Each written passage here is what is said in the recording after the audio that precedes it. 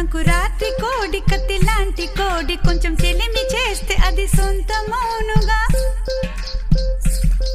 సంకురాత్రి కోడి కత్తి లాంటి కోడి కొంచెం చెలిమి చేస్తే అది సొంతమౌనుగా